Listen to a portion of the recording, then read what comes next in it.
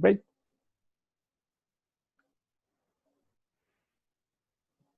Okay, so what is Agora Speakers? Agora Speakers is a worldwide non-profit foundation. It is officially registered as such, as a charity. It has a legal registration in the European Union. It is also recognized as such by some quite important companies that are providing us free services, such as Google, Microsoft, Atlassian. And it is mainly an educational foundation.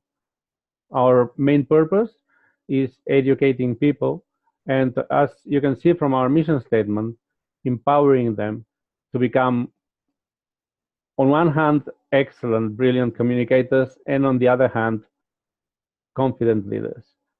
There is one part in the mission statement that is there, and it's not in vain. The part that says, who will actively build a better world? Because we aspire, we have this aspiration that during the process of training and hopefully afterwards, the people that we train, the leaders that we'll train, will take an active role in their communities, doing something for the benefit of others. And that creates a win-win situation for everyone. People that are learning to become leaders, that are practicing their leadership skills, they get an enormous experience and quite an empowering feeling that they are actually able to do things in their communities and to make a difference. And on the other hand, of course, the communities benefit from that process. It's important for me to say that I will talk about the core principles a bit later, but it's important to state right now that we are a neutral foundation. We don't have a political agenda. We don't have, it's interesting because sometimes I get these questions of what's your goal, what's your hidden agenda, who's paying you? Well, really, there's nothing like that. We're not here to tell you what to think. We're not here to tell you what to do. You're going to define your own projects. You're going to define your own objectives. You're going to define your own contents of the speeches. We're just here to empower people, and hopefully this will benefit in the long term. First of all, your communities, hopefully your country, and well, of course, ideally the world at large.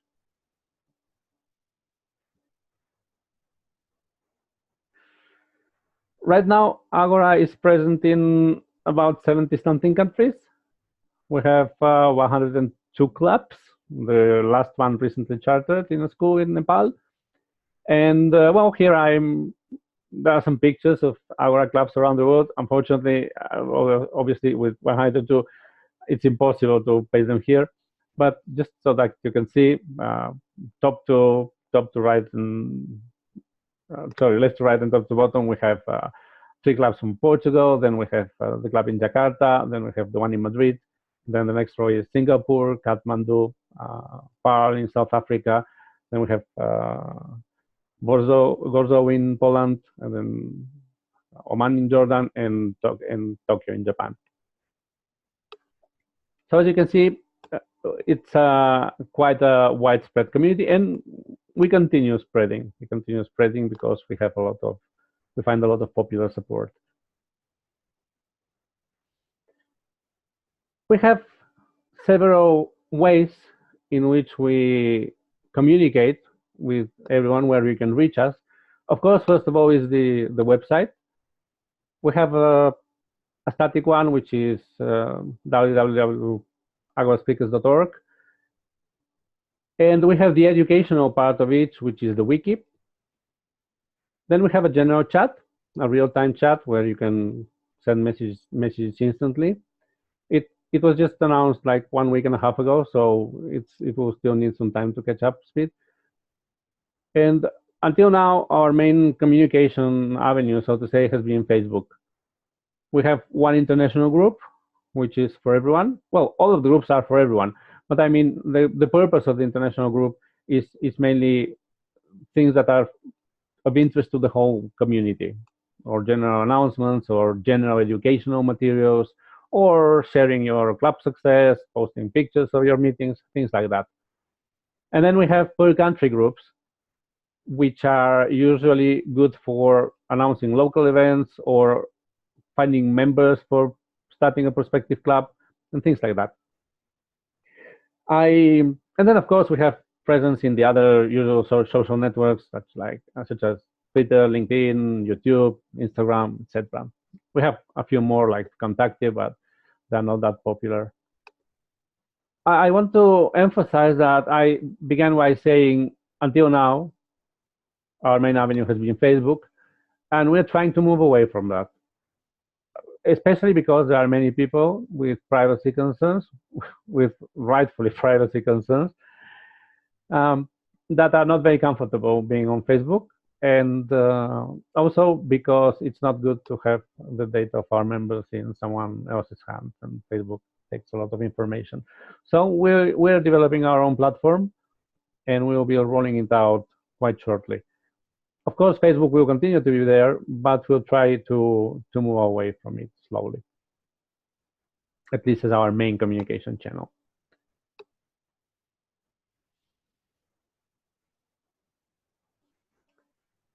So what things do we train people in?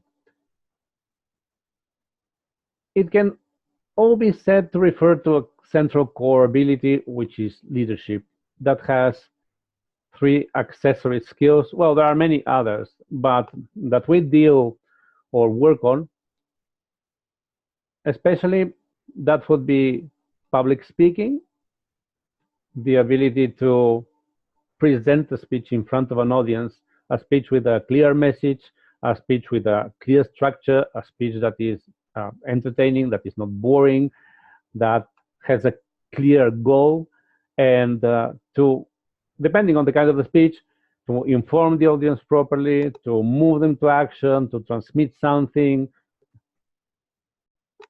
I say here public speaking, but as you progress through the educational program, you will see that the skills that you learn in the public speaking sections actually improve your skills even in private communication.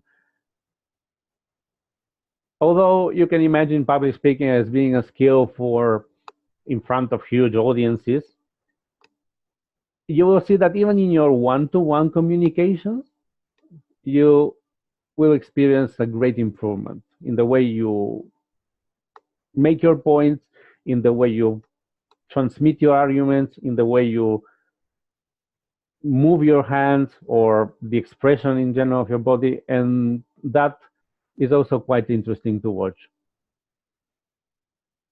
Another very important part for us is critical thinking.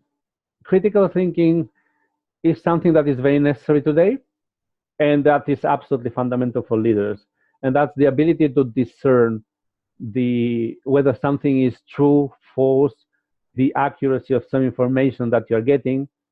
And here I want to remark that we are not going to tell you what's right and what's wrong. We're not going to tell you, for example, climate deniers are wrong. We're not going to tell you think like this way. No. In critical thinking, we're merely going to give you the tools to verify whether a statement has been correctly structured from an argumentative point of view, whether it contains logical fallacies, whether they are trying to manipulate you through emotion into making a decision, whether the sources are correct or not, whether they're verifiable, and things like that. So you will be able on your own, as you move forward, to discern let's say, whether something is, I don't want to use this cliche, but whether something is fake news, as it's quite popular right now, or whether something is actually true. And that's quite important, not only because if people manipulate you, they can make you do all sorts of things, from separating you from your assets to risking your life to just, I don't know, voting in a particular direction. But again, I want to emphasize that we're not here to tell you what to think or what's correct and what's wrong.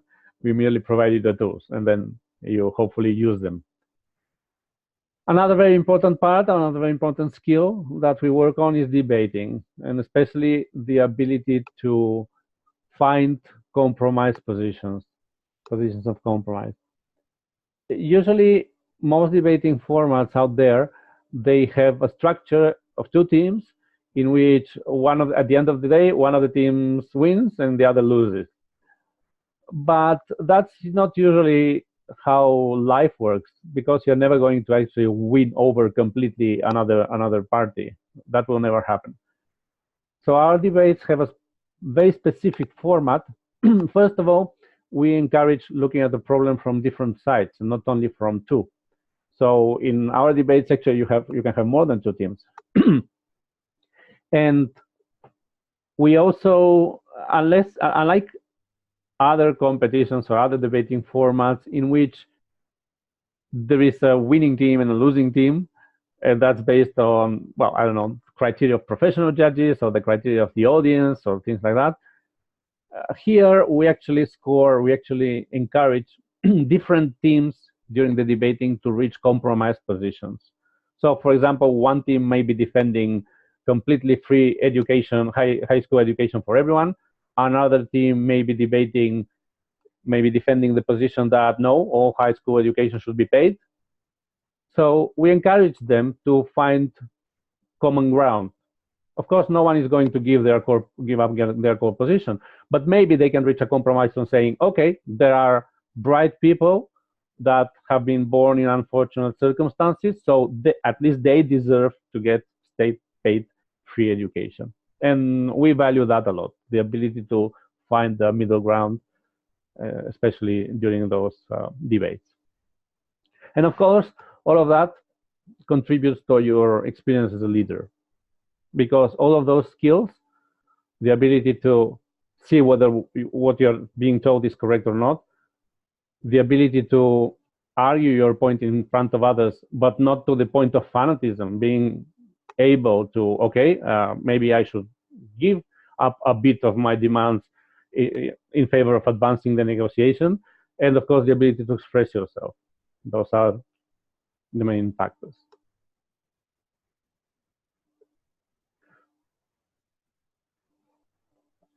Just a quick note, remember that you can ask questions at any time. I will allow after each section a small period, but don't wait for that. Now, what is the process? Again, Agora is not a training seminar, it's not a school, and we don't have lessons as such. We don't have trainers as such. All of the learning takes place through basically two avenues, so to say: practice and peer feedback. So we usually have this cycle, if you will, of acquiring skills, where you first learn. The learning part means you study our educational materials, then you prepare a project, then you practice it. Usually the practice, for example, in terms of public speaking, the practice will be presenting a speech in front of your club, and then you get peer feedback. Peer feedback, and I emphasize the word, well, actually both words are important. Peer, because it comes from your peers. It doesn't come from your fellow club members. It doesn't come from a trainer. It doesn't come from an expert. It doesn't come from a super experienced member. You might find those in your clubs, but it will not usually be the case. And feedback, because they are merely transmitting their opinion. You're free to take it, to take half of it, to apply it, not to apply it, but it's always good to listen to them. You might usually think at this point, okay, but how do I know that what they're saying is correct? Well, you see, that is the correct advice. And how, another common question is, how, if I am a new member and I join a club that has been running for 2 years and there are way more experienced members, how am I going to be able to evaluate or provide feedback to them? And to this, I have an analogy, especially because people usually think, well, I'm bad at public speaking, or I'm just starting, or I'm very shy. So how on earth am I going to provide feedback to someone that has been publicly speaking for 1, 5, 10 years, maybe? But as I mentioned, I have an analogy for that. Imagine that, I don't know, we all go to movies, we all go to restaurants or bars or pubs, And after a movie, you usually do have an opinion on it. You can comment, well, the acting sucked, the dialogues were so cliche, there was no plot. They may be good things as well. Like it had great effects, it had a great story, it was so touching, it was so moving. You do have an opinion on all those things, and yet you're not a movie director, you're not an actor, you're not a movie producer. For the restaurants, it's it's the same thing. You go eat at the restaurant, and after you finish, you definitely can say, "Well, the service was very quick," or "The service was lousy," or "The food was great," or "The food was terrible," or "Well, it was good, but this particular dish I didn't like it." So it's the same thing because here the feedback doesn't consist of an academic opinion, like, "Well, I'm a super expert trainer. I don't know, a celebrity in the world of public speaking, and I'm going to tell you exactly what you need to do." No, and by the way, that usually doesn't work. Doesn't work. What you're getting here is the opinion of others, and that's why I insisted on the fact that it's an opinion. It's not something that you should take like unconditionally. Well, of course, if you're running the restaurant, the equivalent of being a speaker, and a lot of people tell you, listen, this dish was rushed, it was raw. So maybe in that case, you should listen to that. But again, use your own criteria because many times people have preconceived notions about how things should work. And even if everyone tells you, I feel that you should do this or I feel this way, it's still your judgment call. It's still your call.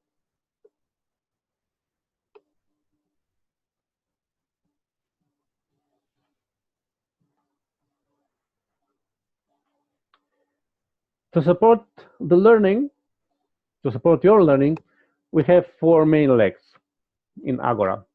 The first of them is, of course, the training program. And I want to insist that there is a program. It's not just let's meet and let's do something improvised. No, there is a learning program that is structured around projects, as we will soon see, and the activities are planned so that they are effective in your training. The second very important part are the clubs, the local clubs. That's what differentiates Agora from, I don't know, an online course or a webinar or even going to a public speaking course as such, that it is an environment where you practice constantly. The meetings of the clubs they may be weekly, they may be bi-weekly, well, at least the clubs have to meet once a month. But the good thing is that it's a continuous experience because usually when it's just like any other activity, if you just go to a single course, whether it's piano or playing or golf or whatever, if everything ends there, you never get good at that. It's impossible. I mean, no, even if the teacher was absolutely fantastic, it's impossible. There is no matrix kind of shortcut in your brain that will teach you everything and you're done. No, you need to invest time.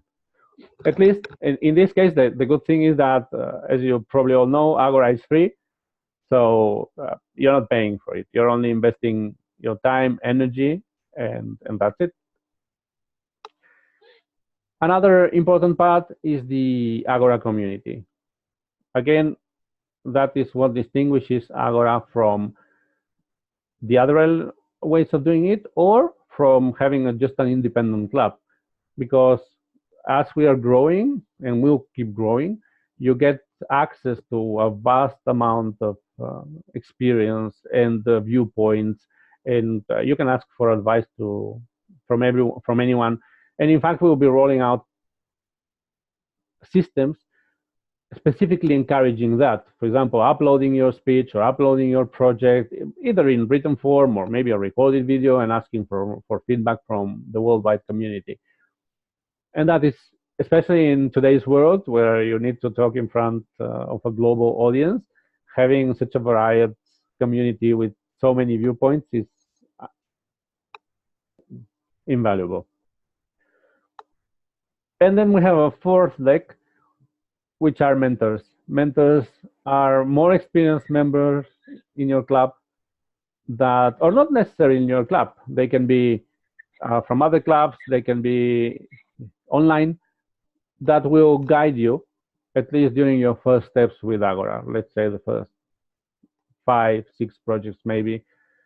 They will be ideally spending more time with you because, okay, you can upload the speech, ask feedback from the worldwide community, but probably no one is going to spend more than 5, 10 minutes watching the speech and writing a quick feedback. But in the case of mentors, they invest more time in you and they guide you through the program and they help you initially.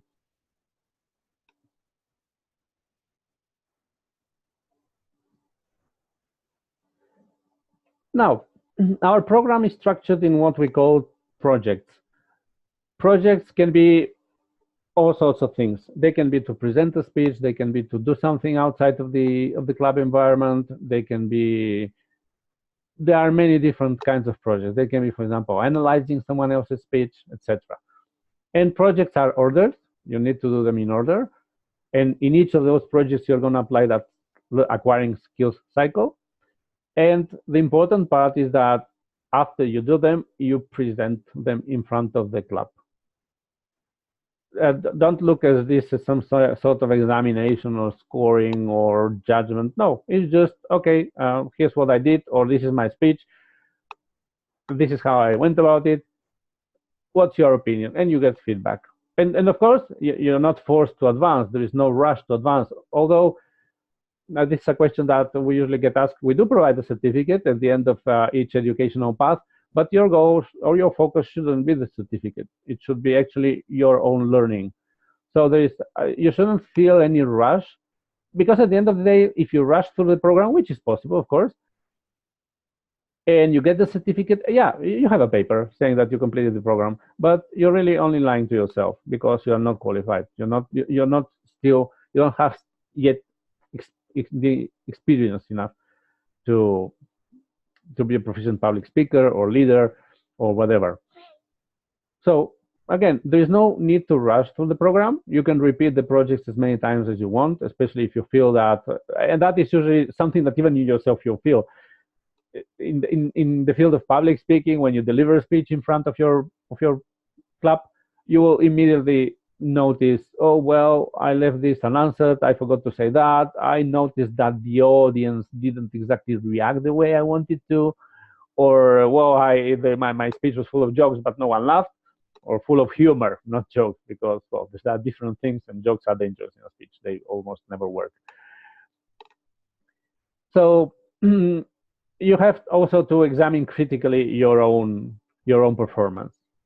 Sometimes, especially with young clubs and with unexperienced members, they are way too reluctant to give. I won't call it negative feedback because there's no such thing, but they are very reluctant to give points for improvement. Many times you will get a lot of praise, but you should be actually focusing on the things that they say you should be improving. And many times, unfortunately, you won't be getting too many of them. But yet, you feel that something was not right. So even if everyone wants to is telling you, "Wow, your speech was fantastic, your community project was a huge success," again, be your own judge. There's no rush. After all, remember, yeah, it's free, so you don't lose absolutely anything by repeating the project, doing it again better.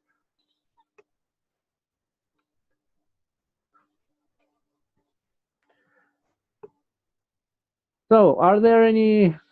Let me stop here for a while. Are there any questions regarding the general approach of Agora, what we do? After this, we're going to talk about club meetings and things like the educational program and club creation. But for now, any questions regarding this? Either here or in the chat. If you want to talk, just remember to unmute yourself.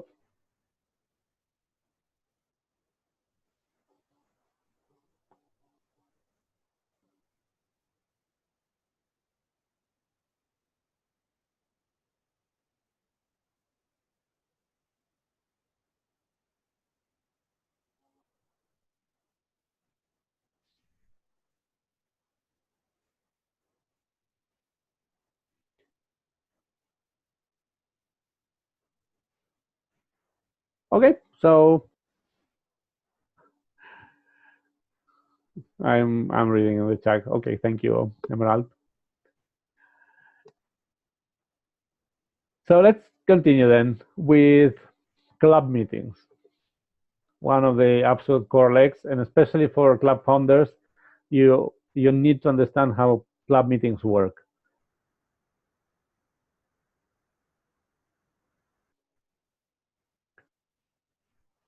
First of all club meetings have a meeting leader. The meeting leader, all of the roles that I'm going to talk about, like meeting leader and other roles here, they are not always performed by the same person because everyone should have the chance to experience a particular role, to learn from it, from developing it.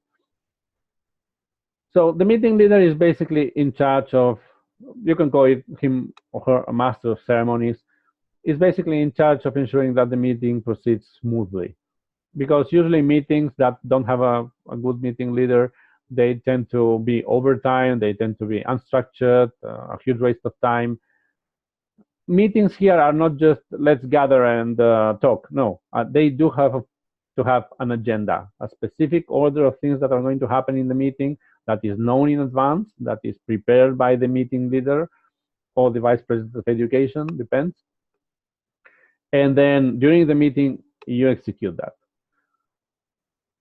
Of course, you can have other activities unrelated to the educational part of the meeting before or after, and that's perfectly fine, as long as the boundaries of the meeting as such are clear. For example, many clubs, they meet before the meeting or before the time of the meeting, and they have like 1 hour of socialization, small talk, social gathering. Well, that's fine. Some clubs even have dinner either before or after the meeting, or lunch, depending on the time.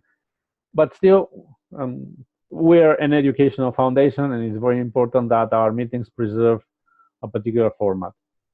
And this can sound a bit philosophical, like, okay, we meet all of us and we have dinner and then we have the meeting. Why what's the big deal with officially stating, okay, now the meeting starts, and after that, now the meeting ends?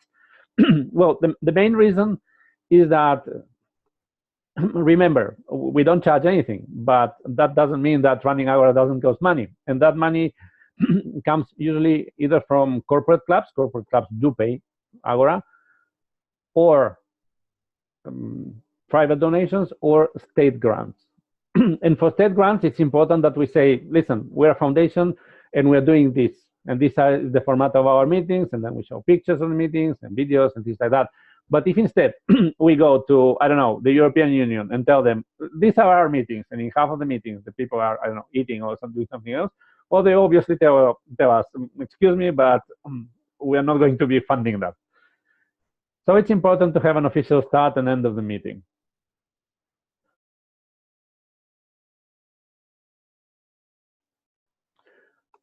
So back to the meeting leader. As I say, he's in charge of opening the meeting, of greeting all the different roles or participants during the meeting, of closing the meeting, etc. All the roles, by the way, everything that I'm right now saying, all the roles are described with much more detail in the documents. Now, the meeting is divided in sections. There can be all sorts of sections. Some of them can be speeches, some of them can be projects, some of them can be improvising. And each section has a responsible person for that section. So some example sections, for example, are a prepared speech section, in which someone, a speaker, has studied some particular project of the educational path and he is presenting it in front of the club. Or it can be today we travel to section, in which we study, in which we try to combat manipulation and demonization of collectives. Or it can be a hot questions section, in which we train to think on your feet, to answer to difficult questions, to improvise your thinking. But at the end of the day, each of those sections has a person that is responsible for them, for carrying out successfully that particular section of the meeting. And then there are several common roles throughout the meeting. which are also very important. We have the timer, and the timer role is much more important than the credit he's usually given, because if you're left unchecked, if especially some people, I'm one of them to be honest, if left unchecked, they can speak forever. And that's not real life either. I mean, the club is okay, it's a supportive, friendly environment where you can practice, but usually in real life, you're not going to have to be facing such friendly audiences. Usually people will be in a hurry, especially if you're looking for funding or for starting a company or doing sales. And you barely have like 1-2 minutes if you're lucky to transmit your message clearly. Even if you're very successful speaker and you start doing keynote speeches and things like that, you're still constrained. Nobody's going to, no matter how famous you are, nobody's going to sit there listening to you forever. So the role of the timer is making sure that each section stays within the allotted time during the meeting. And here actually there is a system, you'll see it in the documentation, by which the timer can kick out the speaker from the scene if he has completely overrun the running time, the expected running time. And then we have and at the end of the meeting, the timer provides a report, a verbal report of how everyone did. And then we have the grammarian. We call it the grammarian, although it's a general language improvement role that monitors for the use of the language, whether what you're saying is grammatically correct, whether you can manage to include something that was not in your prepared speech. We call that word of the day. It helps achieving naturalness in your speech, because as you'll see in the documentation, one thing you shouldn't be doing is memorizing a speech. Unless you're absolutely a great public speaker, because when you memorize a speech, you risk, well, many bad things can happen. But the worst of them is that you won't look natural. So we have this concept of the word of the day in order. It's not really necessarily one word. It can be the idiom of the day or the phrase of the day. That is a small challenge to everyone speaking, in that they try to insert in their speech a particular idiom or a particular word. And of course, if you have memorized your speech, that's very difficult to do. But if you're speaking naturally, that shouldn't be that difficult. And as well, at the end of the meeting, the grammarian provides a report on how everyone did, how they used the word of the day. He highlights some very good idioms that people use, or expressions for everyone to learn from.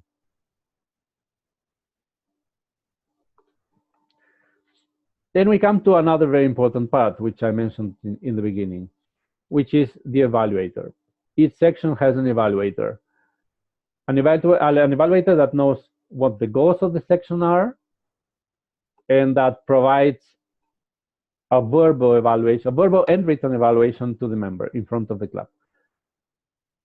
And that's where all the things that I mentioned before about giving your opinion, regardless of the difference of experience between the evaluator and the speaker or the project presenter, are coming into play. Again, I want to insist that this is not some exam. This is not a scoring of how well you did or a judgment. It's just an evaluator saying his opinion. You also get feedback from all of the audience, all the members that are attending the meeting. But the evaluator, the goal of the evaluator is providing a more focused opinion. All the projects have a specific evaluation card that guides the evaluator and you as to what's important in a particular project. So the evaluator has to go through all of them and say, provide an answer, and then provide you a report. And the report is done in front of the meeting, during the meeting in front of everyone. Again, because everyone should learn from what just happened there. Not only you, as the person that presented the speech or the project, but also the rest of the club members.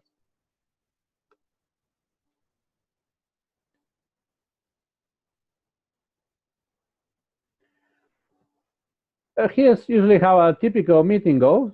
Although clubs have a lot of flexibility in deciding how they order their sections and what sections they can have in each meeting, we have quite a lot of activities that can happen in a meeting. So it's virtually impossible to have all of them in one meeting. Otherwise, the meeting will be like 4 or 5 hours. There are some requirements, of course. In every meeting, there should be at least one prepared speech. They are documented in the wiki. You'll see them.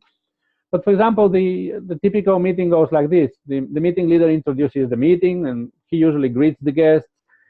If there are guests or if there are new members, usually he talks a bit about the club. He talks a bit about Agora, the worldwide community, our goals, what we train in. Well, a bit like, I don't know, 2 or 3 minutes, very short introduction compressed of what I'm just explaining. And then he introduces what we call the accessory evaluator roles, which are the timer. And then the timer takes the stage and he speaks about his role and what he does. And then the meeting leader usually introduces the grammarian, and then the grammarian talks about his role. And then the different sections begin. Usually for each section, first the meeting leader will introduce the evaluator, and the evaluator will come to the stage and say, well, I'm going to evaluate this particular section is about this. For example, this speech project is about body language, or this particular speech project is about vocal variety, or this particular community project was about this. And I'm going to be evaluating it on these criteria that come from the evaluation cards. And then the meeting leader will introduce the person that is leading that section. And then that person carries out his task, whatever that section might be. And then the meeting leader leaves some time for the audience to think, sometime meaning 2 or 3 minutes, no more, so that the audience can provide written feedback. And then the section evaluator comes to the stage and provides feedback. Some meetings do that for every individual project. Some meetings instead, some clubs instead have, for example, all the speeches at the beginning and then all the evaluators at the end. Well, that depends on how you want to organize it and what works best for you. The only important thing here is that everyone needs to receive his evaluation, because at the end of the day, that's the main learning process. Of course, practice is important, but getting feedback on how well you're doing, or at least how all the other fields you're doing, is also important. And then we have the conclusion of the meeting, in which usually the meeting leader calls the grammarian, and the grammarian provides a report. He highlights the most significant parts of the most interesting idioms or the most interesting expressions, and how well everyone did in terms of things like word of the day, grammatical mistakes, etc. Then he calls the timer, and the timer provides a report mentioning who was overtime, who was too short, which also can happen, by the way. All the projects, all the meeting sections have a minimum and a maximum time. So, for example, if you have to deliver a speech that is supposed to be between 4 and 6 minutes, and instead you're on the stage only for 2.5 minutes, well, the timer needs to call that out explicitly. And that is something that requires learning as well, because some people are very, very shy, and it takes them a lot of effort to stay on the stage for a long time. Even though 4 minutes or 6 minutes doesn't seem like a long time, but believe me, in front of a big audience is a huge amount of time. Fortunately, our program is structured in such a way that it's a gentle, let's say, increase of requirements. Your first project is not going to be speak 20 minutes in front of an audience or in front of a public audience outside of the club environment. No, you start with very short and accessible things, and then we build from there. And yes, at the end of the educational program, you are required to speak outside of the club in environments and in front of audiences that are not so friendly, which is part of the training. In fact, at some point you have to leave your comfort zone and your nest, so to say. And finally, the meeting leader calls the meeting evaluator, which is a special kind of evaluator that basically evaluates the whole meeting, whether it started on time, whether it was correctly held, whether the evaluators performed according to what's expected, and that's it. And then the meeting is concluded. As I mentioned, this is just a typical meeting. You can organize it in other ways. All of this is described in more details in the links that you see below. You can check them when I upload the slides and the recording of the session. And the only thing is that there are a number of sections that are required to, in order not to turn Agora meetings into something else. Here you have some examples of the kind of sections that you can have during a meeting. You can have prepared speeches, you can have the thought of the day, you can have speech analysis sections, you can have the project of the month, listening evaluation, hot questions. There are many more, in fact, and we keep introducing new ones, all with the goal of supporting that learning experience.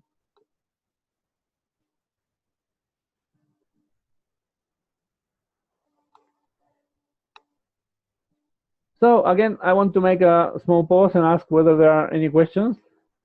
Feel free to unmute yourself using the click on the mic icon and just ask whatever's on your mind. Or am I doing so great that everything is 100% clear, which would be quite a strange thing.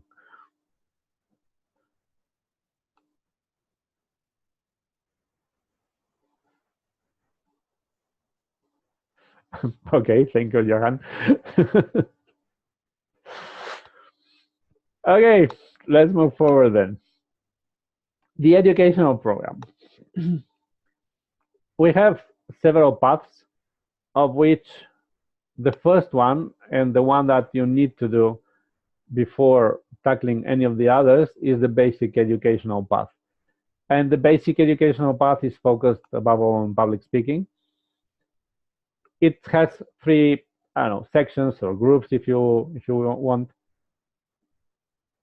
A first section that is for very first projects, that is doing things that require being in front of an audience, overcoming your nervousness, overcoming your fear, but are very small in terms of what you need to do. It's like a gentle, if you're very afraid of water, it's like putting your right foot on the water, in the water, and only that, nothing more. So you just do, I don't know, for example, a timer or filler words or grammarian report, which is like 1 minute or 2 minutes.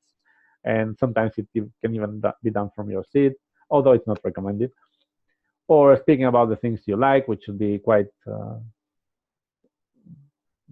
easy because you don't need to think about them. You just speak about, I don't know, I like this movie, I like to do this is my hobby, this is my passion, I like my city, I like my wife, whatever. And a small introduction about you, who am I?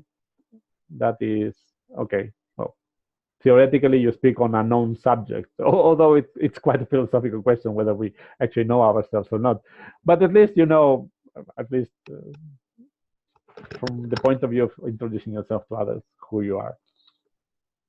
And then we have a second block, which is basics of speaking, which are techniques that you can use in any public speaking environment or circumstance, like having clear structure, having a clear message, using correct linguistic resources to transmit your message, using proper body language, etc. And then we have a third section that is speaking techniques that may or may not be appropriate depending on the particular circumstances, such as vocal variety or researching a topic or using humor or anecdotes or emotion. And I want to insist that not all the techniques are applicable everywhere. For example, if you're delivering a business presentation in front of a shareholders meeting or in front of your boss, well, maybe using emotion is not exactly, or maybe even using anecdotes is not exactly the best way to approach it. That would be maybe better researching instead. So this is what we call the basic educational path. Each of the projects, some of the projects, by the way, have two sections. In one section, you have to analyze someone else's speech. You will learn about that you can read about that in the documentation. And analyzing a speech means, okay, I don't know, I like this speaker, or I found this speech on YouTube, which was great. We have on the wiki a series of sources of possible speeches, but you can find your own.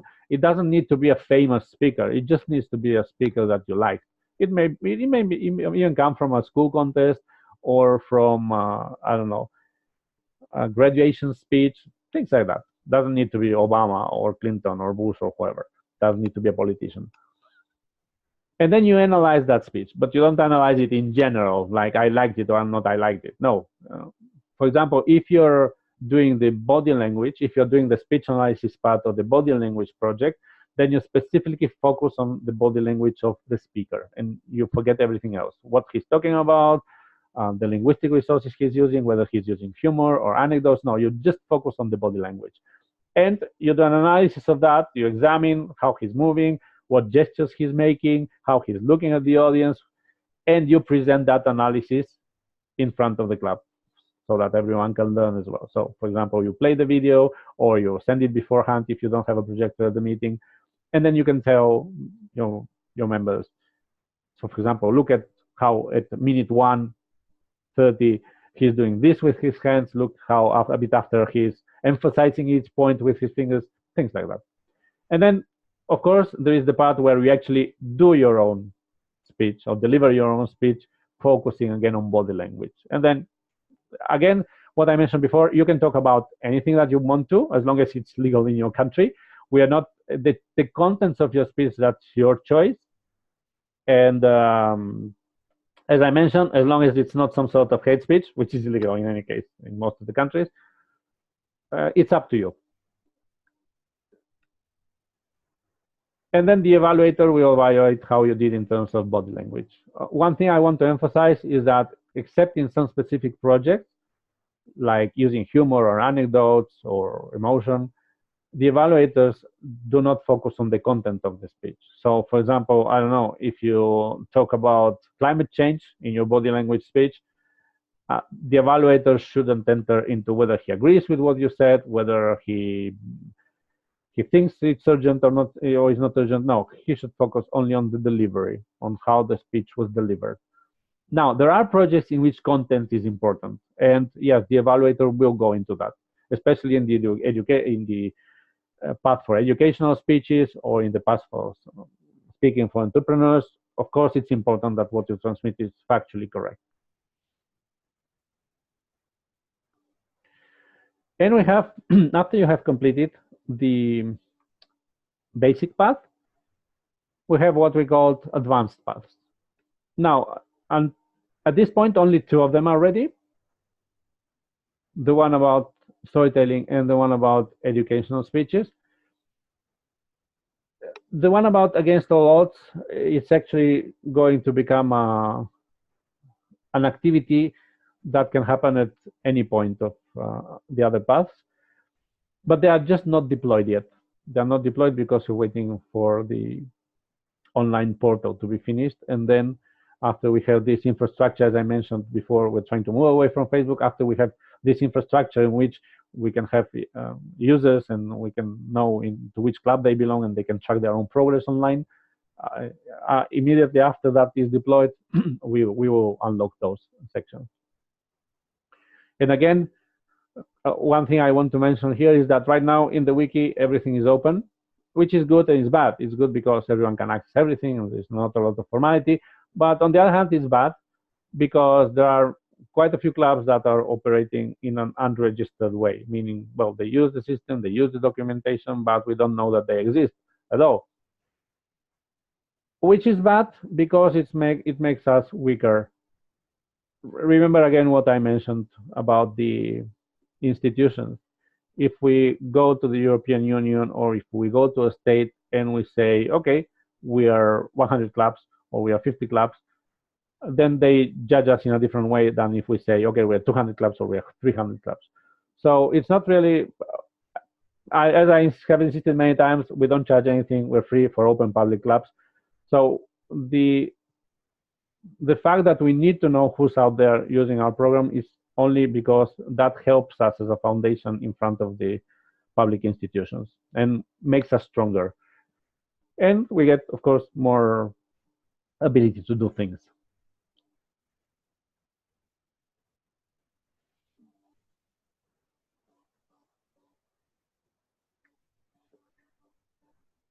Usually there is, well, without usually, there is no age limit in the clubs. You can have members of any age. The youngest possible member, well, it depends. We have had clubs in which 10-year-olds with their parents have delivered great speeches. It was quite funny to watch, actually, that someone so young could be so brilliant speaking and so natural, of course, at that age. But usually we say something like well, maybe 13, 14 years. Above 14, it's okay to follow the adult educational program. For children in early school or preschool years, maybe 14 is like a bit of a fuzzy boundary or less. We usually have a children's program, a youth, what we call youth clubs. And you can see here some examples. It's a simplified format, it's not so elaborated, but it still teaches the same things, basically. But again, as I say, it's up to each country, and especially it's up to the legislation of each country uh, what is allowed in terms of dealing with people that are not of legal adult age.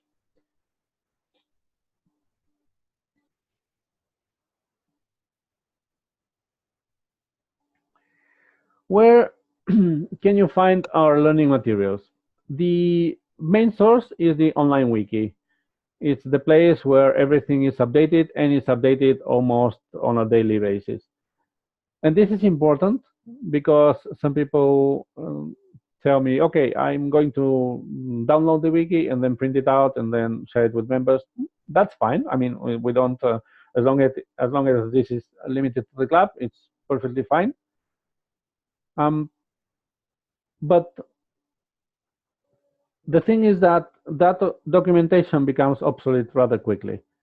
So what we recommend is that if you need to fix something like, I don't know, convert it into PDF and send it to someone by email or print it for the club, you just print what you need for the next, I don't know, meeting or next two meetings and just use it for only those meetings. Because if you print something for, I don't know, a year in advance, it will be probably super obsolete by the end of the year. And in fact, we do have downloadable ebooks. And especially for club creators, it's very important that you download the running Agora Clubs guide. But again, we face the same problem. The PDFs are usually outdated the next day they are created. But still, it's a good starting point. We're going to have printed books for the first time in about, I don't know, 2-3 weeks, which are going to contain exactly the same thing as the online documentation, and we need to sell them, of course, because that costs money. In fact, we're going to sell them through Amazon. No, we're not going to do that directly. But they are not a requirement by any means. And as I mentioned, they contain only the same things that the online edition. But still, some people are more comfortable with having a more professionally printed thing than just printed documentation. That's fine. That's the choice of each club. Then we have an online chat, as I mentioned. We have online forums. They are active now for the working groups for the youth program, but they are just not announced yet. In about a week or so, we'll announce the public availability. And yeah, we have focus groups for dealing with different parts of Agora. We all help build Agora, so we usually form work groups in which we ask for volunteers. Okay, who wants to participate in the development of the youth program? Who wants to participate in the development of the rule books for the contests next year? Who wants to participate in defining how community projects should be done? So it's by all means, please, if you want to, or if you like to, or if you have a passion for that, join, offer your advice or feedback. I think we are usually quite open to it and listen very carefully, because it's impossible for us to know about everything.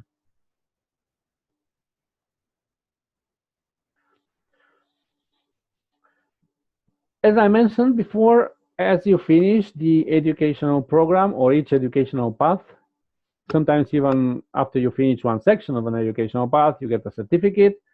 It's a digital certificate. You can have it printed and mailed it for you, but in that case, we need to charge the shipping costs, of course, because our budget is quite limited. But the digital one, of course, is created automatically. And this The digital ones are the ones that that refer to the educational path or some common achievements. They are created by Agora Speakers International as a central entity, but clubs are free to introduce their own certificates as long as they match or they comply with the basic requirements.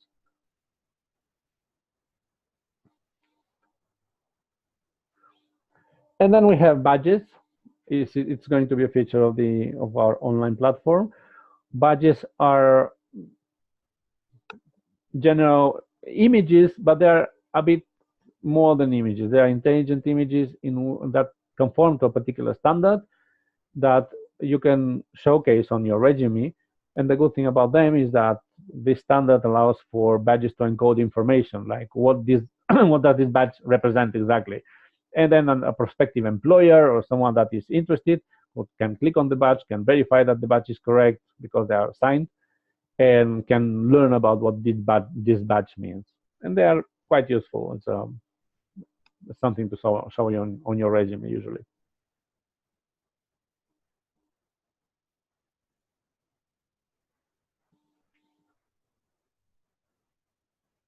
So let's talk then about creating new clubs. You want to start a new club. How do you go about it? What's the place to start? Because usually, okay, everything's fine. I like it. I love it. But what happens now? Well, first of all, there are several core requirements that are characteristic of Agora, and they are a characteristic of Agora and of all the clubs, and they are absolutely mandatory. The first of all is neutrality. As I mentioned, we don't have an agenda. We don't have a political agenda. We don't have a religious agenda. We don't have an economic agenda.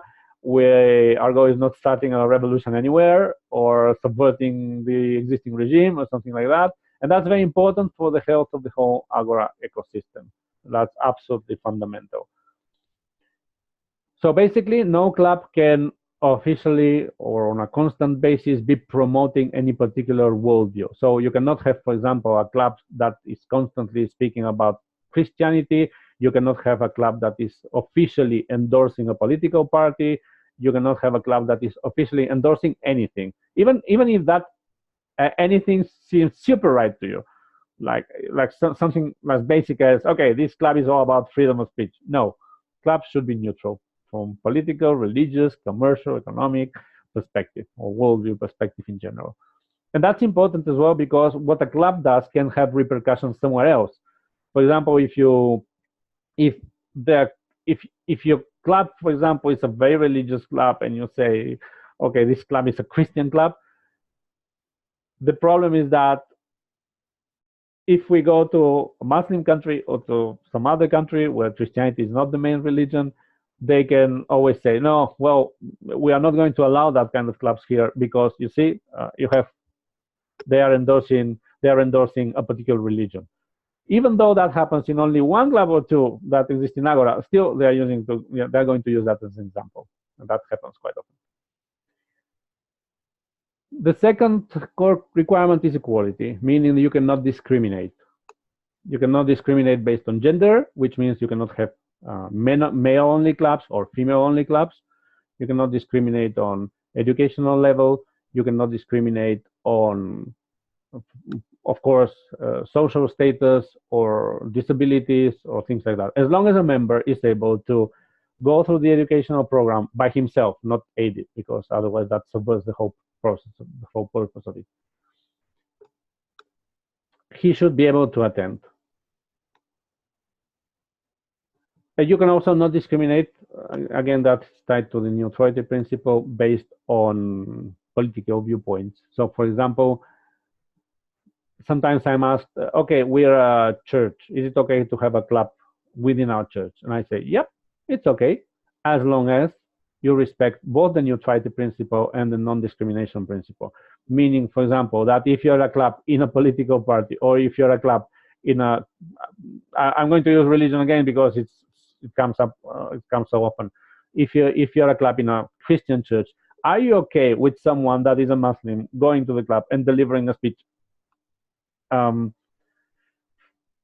about Islam?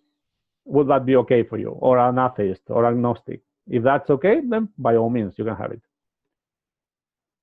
And that ties with the tolerance requirement. You need to respect other people's viewpoints. That doesn't mean that necessarily all viewpoints are like super equivalent, but still, clubs should never resort to any kind of bullying, violence, or things like that. There is one thing that I was surprised that someone asked me, and it's whether language is a discrimination. Because when they registered the clubs, they said it was restricted to people speaking a particular language. Well, that's not a discrimination. I mean, if the club works in English or in some local language, or it's assumed that members have to use that language in the club. That's not a discrimination. And that if someone doesn't know that language, of course, he cannot attend the meetings of the club. But that we don't consider discrimination, because that's something that that person can learn, and it's not doesn't require changing his ideas. Then another core requirement is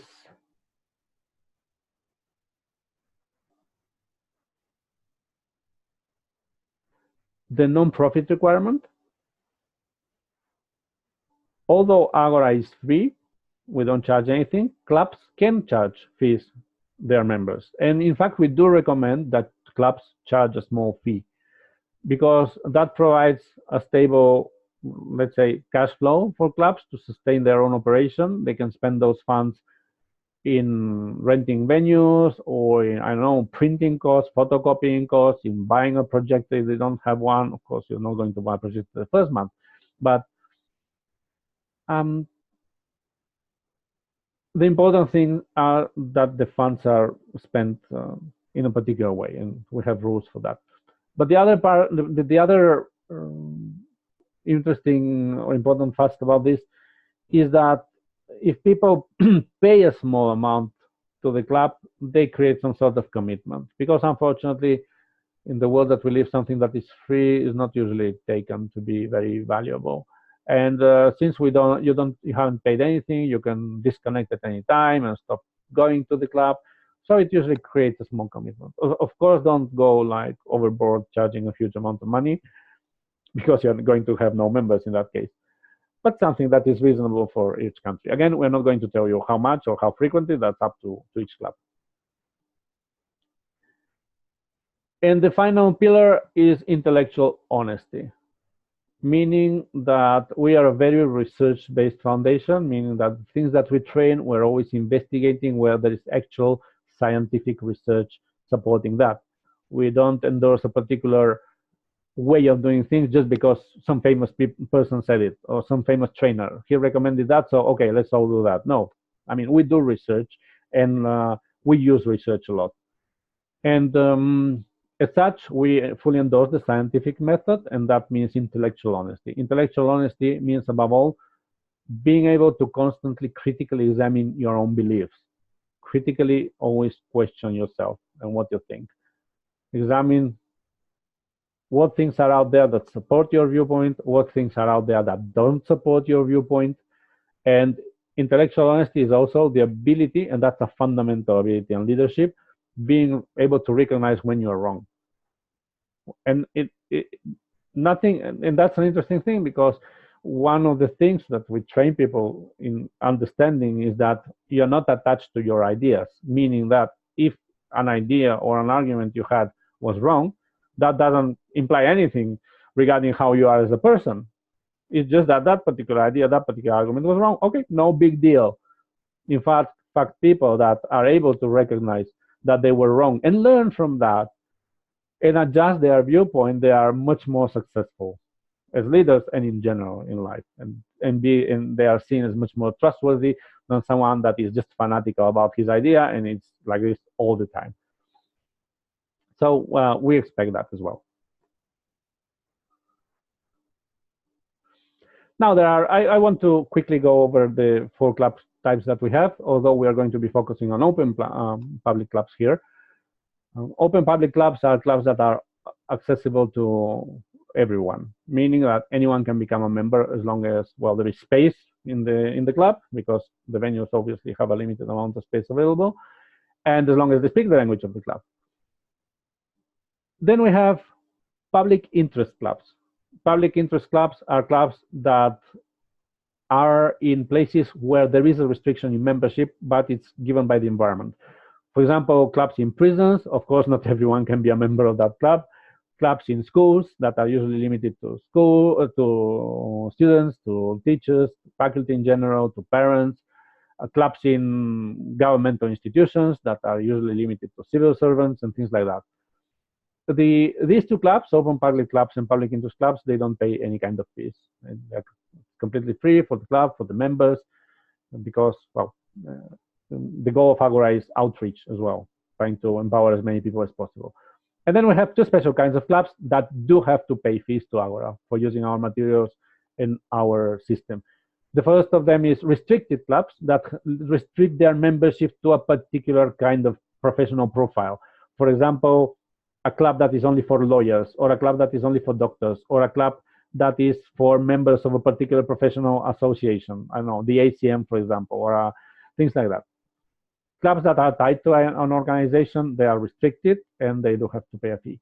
Or corporate clubs, which are clubs that are closed, that they usually meet on the premises of a company, a commercial company, and they are limited only to employees. So, for example, those, they do have to pay fees as well. And their registration, by the way, the registration of restricted and corporate clubs is a bit more complicated. But as I mentioned, the main type of club I'm going to talk about is open public clubs. We have a fifth type of a club, if you see the table, that are reference clubs. Reference clubs are merely clubs that can be used as models by everyone else. They are, like, as the name implies, a reference for everyone else. They follow the Agora guidelines so well, and they function so well that they are an example to follow, a template. And of course, ambassadors, by the way, are required to run one such club. That's an aspiration. That doesn't happen overnight. It takes some effort. And there is a page in the wiki that explains all the requirements for the different clubs and the fees for restricted and corporate clubs and things like that.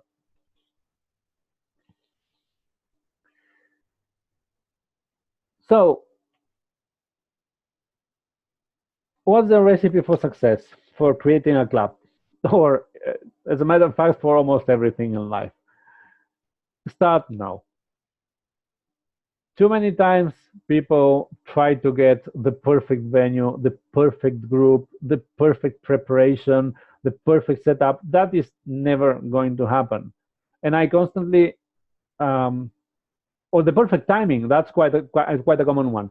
Sometimes I get messages like, yes, we're gathering a group of people and we're going to start the club in about 2 months. Well, that's the same as saying never, if you start the club in 2 months. And usually there is some sort of excuse or explanation like, well, it's Christmas time, it's a low school period, it's elections, it's a big holiday. The problem is that there's always going to be something. And really that something is just an excuse. Or we're not yet prepared. Or there is a club, I won't mention names, of course. There's a group, more appropriately, that has been working on creating the perfect bylaws for a club for about 1 year. And of course, you never get done that because there's no perfection in life. So the main advice I can give to anyone that wants to start a club is just start. Yes, it won't be the perfect venue. It won't be the perfect timing. It won't be the perfect preparation. You'll miss things. You'll get things wrong. You'll make mistakes. Exactly. Well, that's the whole point. You'll make mistakes. And the important part is that you learn from them. Okay, so we started in this way, and during the meeting this happened, and we chose that venue, but it turned out to be, I don't know, noisy. It turned out to be dirty. They turned out to be rude, whatever. Or we thought we had 20 members, but only 5 showed up. Doesn't matter. You don't need to do it perfectly the first time. The important thing is start. Starting is like 50% of the whole deal. As soon as you're moderately ready, meaning that at least you know what you're doing, and at least you know what Agora is and what our system is, do start. And we can help you with that. We can try to find members in your city, especially if it's the first club in the city or in a country. We try to run a promotion to help you and to find more members. But you need to start at some point. And then you make mistakes. Yeah, for sure. You make mistakes, 100%. You learn from them. You ask for feedback from the people that were there, from the worldwide community. You consult with us. I face this problem. How do I do? How do I go about it? And then you repeat and you iterate. And that's the best way to succeed. And there are like quite a huge number of studies. There's one very famous one in which students were divided in two groups and were told that they were going to be judged on the final quality of the product they created.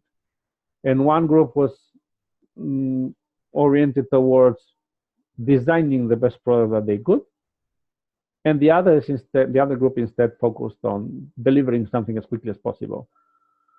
So at the end of the day, it turned out that the group that whose approach was delivering something as quickly as possible and then learning from it and iterating and doing another version and another version and another version, and at the end of the day had a much better product than the group whose whole focus was on, okay, let's think how we can make the perfect product and then deliver it. And in fact, the second approach usually doesn't actually give a product because it stretches so long in time that nothing is ever achieved. So again, I want to emphasize again, start rather than trying to get the perfect everything. So what's the process itself? Well, the first thing that you should do is attend trainings, the trainings such as this. They are not going to be weekly, unfortunately. We don't have the resources for that, but they're going to be recorded. So, okay, well, if you didn't manage to attend one particular training, you can watch the recording. At least that you should do. You lose the opportunity of asking questions live, but okay, you can ask questions on any of the other channels, on the chat or on Facebook or by email, whatever. And another important part is read the documentation. That only depends on you. It doesn't require perfect anything. Just read the wiki, and especially for club creators, read the Creating and Running Agora Speakers Clubs guide. It's a PDF book that it contains basically the information that is in the wiki in a more structured format. And another version, by the way, is due in about 2 weeks. But again, I go back to my previous point. Even if another version is due in 2 weeks, read the one that is now. Don't wait for the perfect version, because in 2 weeks I'll say, okay, this is the version. Next day it will be obsolete and there will be another version coming. And if you are trying to wait for the perfect all-encompassing book, that's never going to be. And of course, ask questions if you have them. So this is the knowledge part, which you can do at your own pacing, and you don't depend on anyone or anything else for doing that.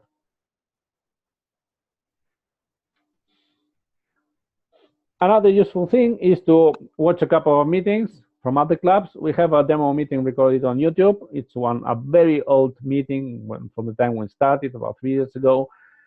It had a lot of problems. It's not the perfect venue, but in fact, that's the whole point, because we don't want to show a meeting filmed with actors in which everyone is so nice and everything goes so perfectly, because that's not the reality. We want to show you how a usual meeting goes, even our own meetings, so that you're more relaxed about it, so that you're not so overstressed that something might go wrong, and to the point that paralyzes completely your initiative of actually having a club.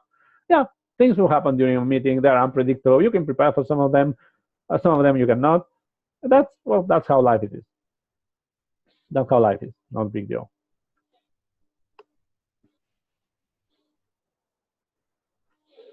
Now, once you have the knowledge, you know how we work, you know what clubs do, etc., you're ready for the actual club starting. The first thing you need to decide is on a club name. That should be the easiest part. We do have a limitation that you can't use a name that includes a geographical entity larger than a city. So, for example, your club cannot be called Agora Speakers France, because otherwise it would create confusion as to whether that club called Agora Speakers France actually represents all French clubs, all clubs in France. And that's not the case, because all clubs are equally important.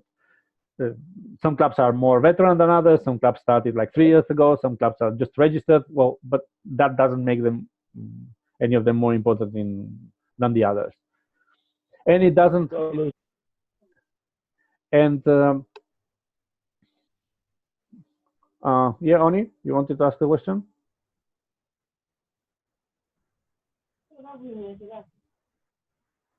Okay. And another important thing is that the club name should not, let's say, create confusion as to whether it's just a club or some official Agora Speakers International thing. So, for example, the club name cannot be French Speakers International or Agora Speakers International or things like that. It must be obviously unique within the city, otherwise it's going to be a mess for people in that city. And well, this is very important. You don't actually need to include Agora in the club name. You can be called Advanced Speakers of Paris. You can be called, I don't know, as long as there are some other restrictions. You'll see that in the link, in the link down at the bottom of the slide.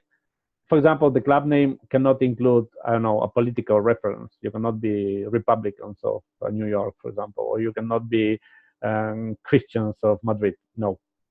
Again, because that goes against the neutrality principle. And by the way, a club that is called in that way is probably not going to be very friendly to people that don't share that belief.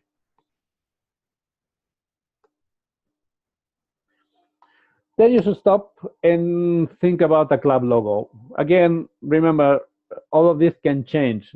You're not stuck with your name and with your logo forever and for the whole time of existence with the club.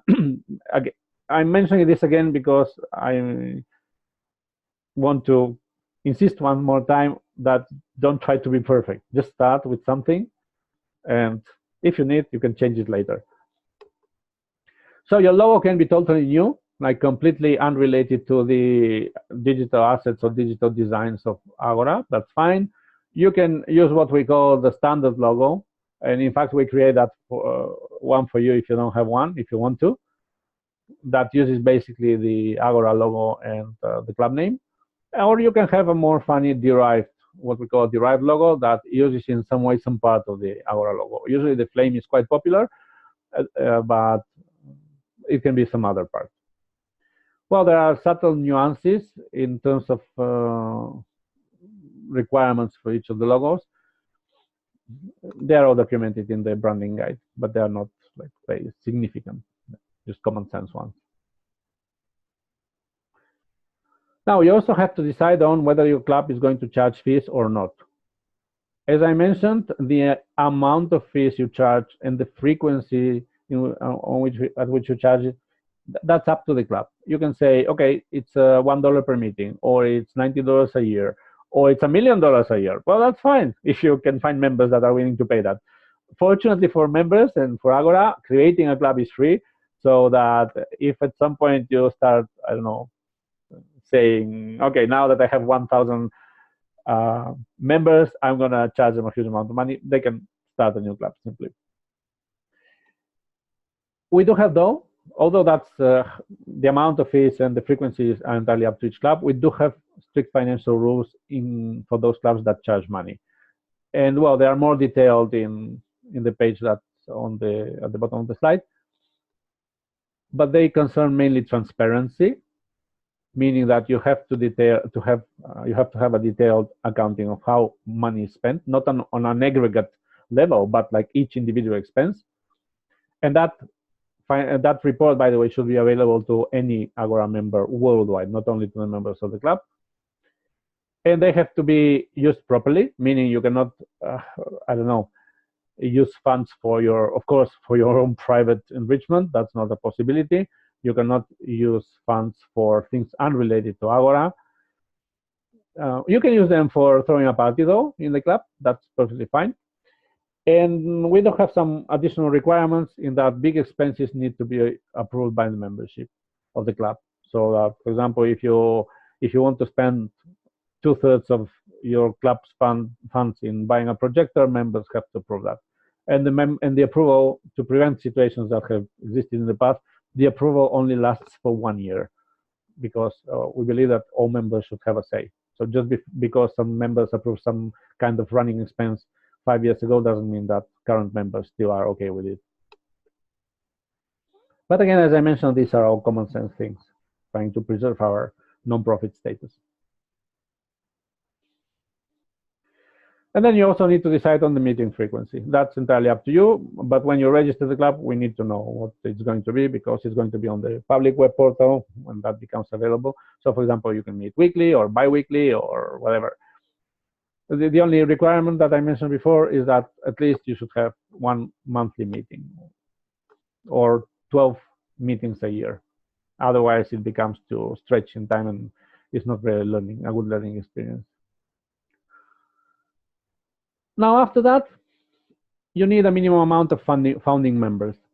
The minimum is actually 8, but that's quite a weak foundation. We usually recommend that if you can start with 8, of course. Again, remember, if 8 is what you have, then start with 8. No big deal. Remember, don't look for perfection. But if you still have the time till the scheduled first meeting, try to find some more. And a good way of finding those are in the Agora chat channel or in the Agora Facebook group, because we have a huge number of people from all sorts of countries and cities that don't yet have a club. Unfortunately, not all of them are in the international group. Some are in other groups. Some are in other social networks, even some like Meetup or Contacte. So we usually, by the way, get asked this question. Okay, so you have like 102 clubs, but you claim that you have 15,000 members. How's that? If I do the math, it doesn't turn out. Well, the problem is that in many places we have Agora members as such that have signed up, but they don't have a club yet. Or, for example, in Bangladesh, a club just chartered, I think, a month ago, but with about 10 members, if I remember correctly. But in Bangladesh, we have like 300 people. So there is a lot of potential even within Agora already. If you can't find that within Agora, as I mentioned, we can help you. If it's the first club in a city or in a country, and if we see that you're really determined that have done your homework in terms of how Agora works, what we are about, and things like that, then we will support that. We will run an advertising campaign. We'll try to get you those members.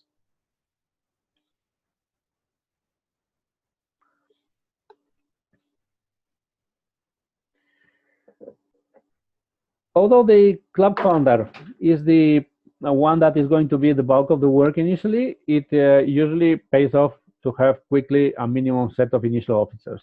Again, the officers that clubs need to have are explained in the documentation, but during the first year, that requirement is relaxed because the club is still stabilizing. We can't expect a full set of officers immediately. But I would say that the absolute minimum that you need to have is a president, who is usually also the club founder, the vice president of education that is in charge of the educational program, meaning that he explains to members what the educational program is, how it works. Well, the things that I explained during the first sections of this training.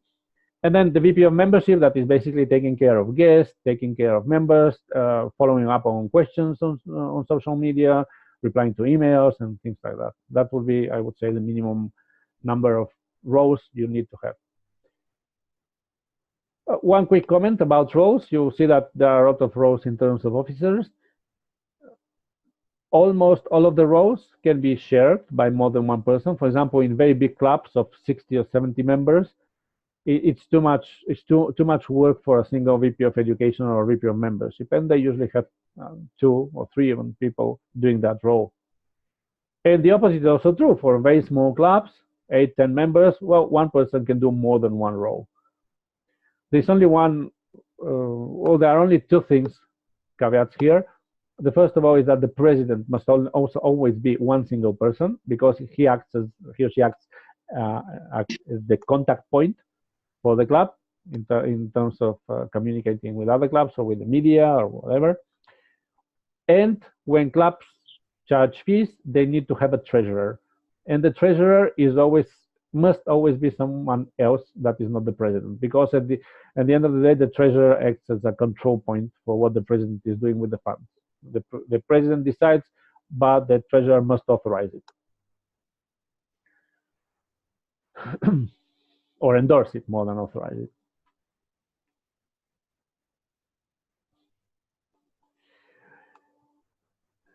And the last thing I would say in organizing a new club is finding a venue.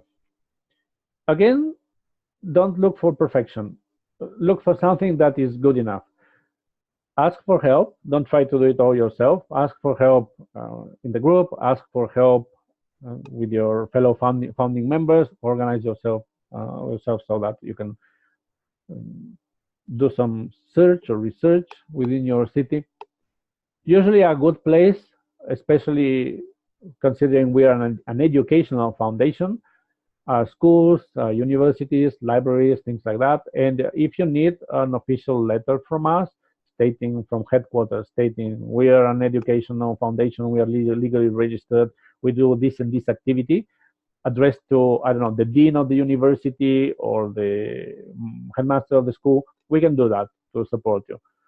So usually, especially in many times, you can present this as a win-win for the school and the university. Listen, we're going to open a public speaking club and a leadership club, and your students can join, and it's completely for free. We only ask you in exchange for a venue to meet, nothing else. And of course, rooms in universities and schools are not like 100% of the time filled, so they shouldn't have a problem with that.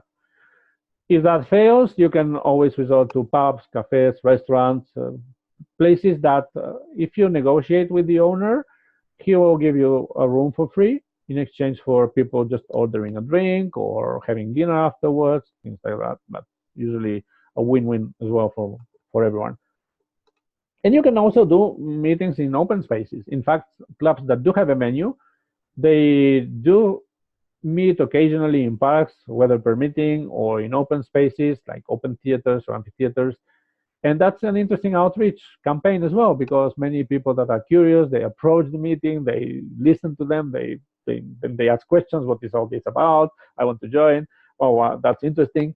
And it's also a great exercise for going out of your comfort zone, because, well, when you're, I don't know, 4 or 5 months in a club, you become too relaxed in front of the same audience, and this pushes you out of your comfort zone. It's like, oh, people that I've never seen before that don't even care about what Agora is are watching me. And it's a great, as I mentioned, weather permitting, it's a great place where to meet. If all else fails, well, you can rent the venue. Although we always try for the venue to be free to lower the cost of the clubs, you can rent a venue. In that case, probably you'll need to be charging members a fee, either per meeting or yearly, whatever, to offset the cost of the meeting of the venue. Sometimes, by the way, the campaigns that we do turn out interesting proposals. Yeah, like for example, in Mexico, in Ciudad de Mexico, we have there was one person that offered the venue directly. Listen, I have this. I'm offering it for your club. So ask within Agora. Or in Rabat, in Morocco, there was one person as well that said, listen, I have a whole basement that is prepared for associations, and I would love to have your club here as well.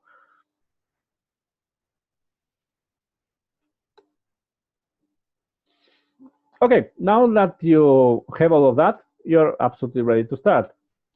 So to register the club, you just need to schedule a first meeting. And that meeting should be between 7 and 45 days in advance. 45 is usually overkill. And less than 7, it doesn't give us time to promote the meeting, because we usually try to promote the event to get more attendance.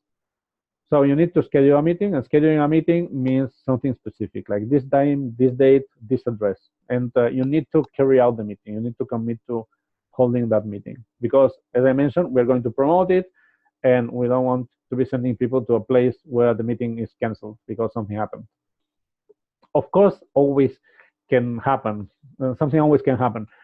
But at least you shouldn't take scheduling the chatting meeting lightly. And then you just need to submit a registration form that is basically filling out all the details that I've been mentioning, like where does the club meet, what is the club name, the logo, if there is such, frequency of the meetings, what kind of club it is. And then we announce the meeting publicly. It's highlighted because that's something that we do. You don't need to do it. And then you hold the meeting, and that's it. And your club is officially a club of Agora. Hopefully, we would like for you to share the pictures of your success. Also because it inspires and motivates other people. seeing that, well, a new club has been born. That's always very interesting to see.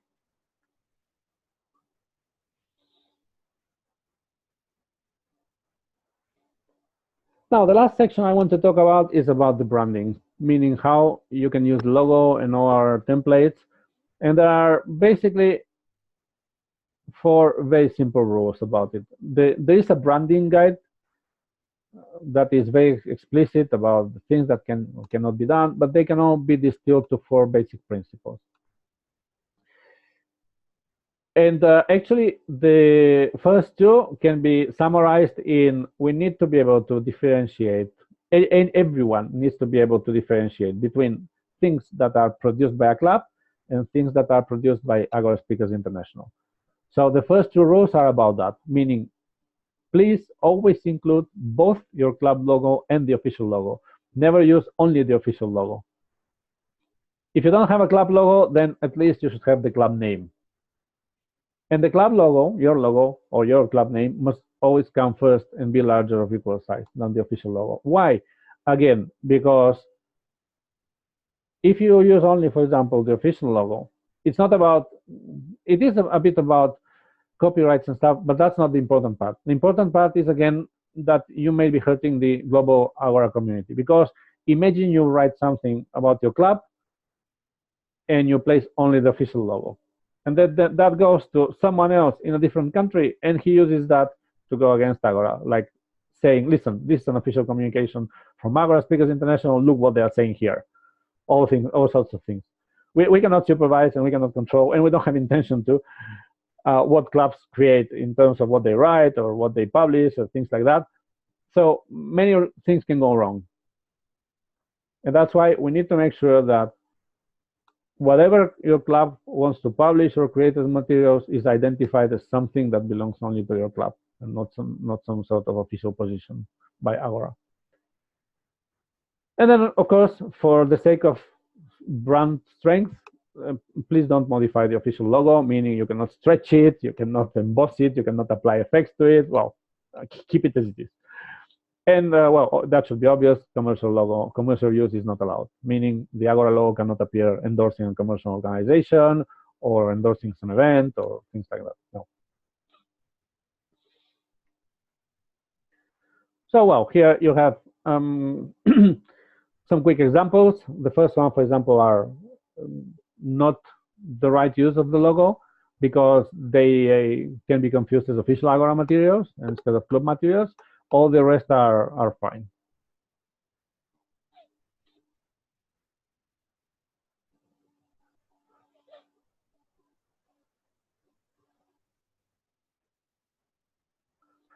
And you're free to create your own club materials, club awards, club merchandising. You can even sell them to raise funds if you want, like make caps, or we don't control that. We don't want to get involved. You're free to do it. Just as always, please don't use only the international logo. You can have it, but you need to have as well the club logo. And that's one of the reasons why we recommend having a club logo, because it allows for a lot of things where you can raise funds.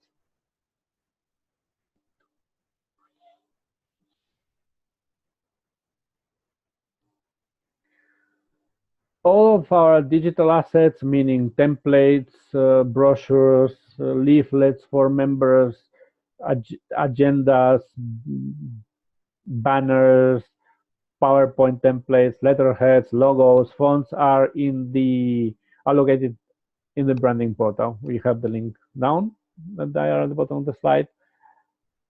Most of them are only suggestions, meaning, okay, we have several agenda formats. You can personalize them. You should actually. But they are just suggestions. You're not forced to use them. If you don't like, you can design your own. In fact, well, if you design your own, then please share it with us. Maybe other clubs will find it interesting as well, and we add it to the collection. There is only one thing that is really a requirement. It's not required to have one, but if you have one, it needs to conform to the standard, and that's the club banner. Basically, because we're going to start up till now, we didn't have enough. We weren't big enough, but we are going to start organizing regional conferences and conventions and contests starting after the Lisbon one. And of course, it's a mess if clubs come to a convention and everyone has a different, I don't know, banner, different size, different format. It would be just look terrible. And only for the sake of that, the club banner has a standard format. This doesn't mean that you cannot print rollouts of different sizes for promotion or for putting them in your venue. That's fine. That's fine. The banner is only really needed if you want to have one. As I mentioned, it's not mandatory. If you want to have one, if you want to bring it to a convention, which is always a cause for pride, by the way. We don't print those banners. We don't print any of these materials, meaning we cannot sell them to you. In other organizations, you need to buy all this stuff from a central location. We don't even have right now an online shop because it has never been a priority selling stuff. We prefer focusing on other things like the educational program. So you're free to order all these things from the most convenient provider, either locally or well, sometimes ordering from abroad is even more cost effective. So that's up to you, basically.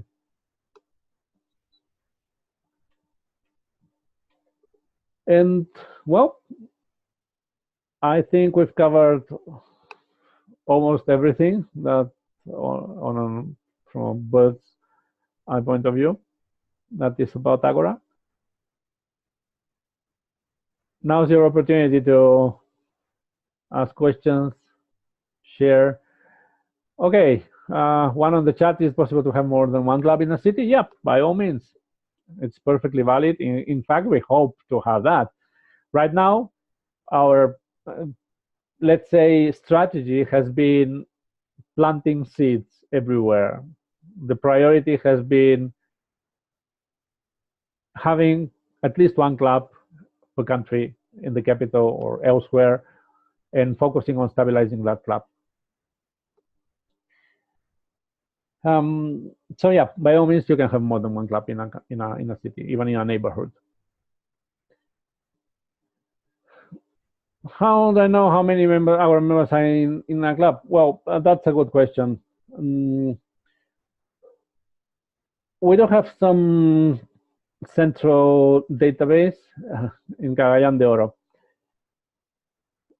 Unfortunately, many times, especially in the past, or due to the nature of social networks, Facebook or Meetup, people are not asked, or it's not mandatory to indicate their city of origin. So if you're looking for members in a particular city, like Cagayan de Oro, we can try to help on a case-by-case basis, but we cannot provide a listing as such because not even we know it. As we deploy the online management platform that I mentioned at the beginning, we will know that because our users will have to register with Agora. We will only ask for minimum details for privacy's sake, but at least we will know where each member is located. So we will know that. But at this point, to be honest, to answer your question, we don't know exactly how many members are in a particular location. We know the aggregate numbers because they have signed, like, okay, there are like 15,000 whatever people, but we couldn't say, okay, this one is from, we couldn't say that even if they were registered in a particular group, because, for example, many times we have people in the replying to the Agora Speakers Spain group that are from Morocco but want to come to Spain. Some people are like replying to Agora Speakers Ukraine, but they are they are studying there and they will be leaving for Ghana next month. So we really don't know that. Yeah, sure. If you the question is, if there is an existing club in my city, can I create another one with a different name but under the Agora? Yes, of course. Yeah, well, it should be with a different name because otherwise it would be a confusion. But yes, by all means. And by the way, I need to insist that existing clubs shouldn't look at that as a challenge, because at the end of the day, a club can only meet in one time and one day of the week. For example, and it's good to have a single time, by the way, not to be like, oh, this month we meet on Mondays, this month we meet on Fridays. No, it's always good to have a single, very specific meeting date and time, and even a venue if that's possible, so that new members and guests can know exactly what to expect.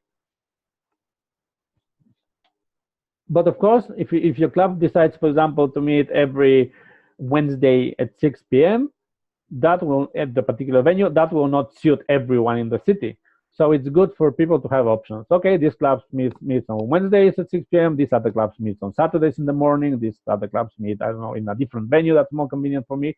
So yeah, by all means, it's perfectly fine, and you should not see that as a competition. In fact, we will start encouraging to have more than one club per city, again because that's for the benefit of members. Once you spend too much time in a club, the people there, the members there, don't are no longer audience or are no longer, yeah, public for you. They are just friends or acquaintances. So you're just comfortable speaking in front of them, and that's not the whole point. I mean, Agora, yeah, it can be used for socializing, of course, but the main goal of Agora is educational. And for learning, you have to be constantly pushing the boundaries of your comfort zone and trying to be at the border or outside of it. So it always helps if there are several clubs in the city because, okay, when you get too used to the environment of a club, you can always visit another club and deliver a speech there. And it's a different audience, it's a different venue, it's not the one you're used to, and it's also great for learning.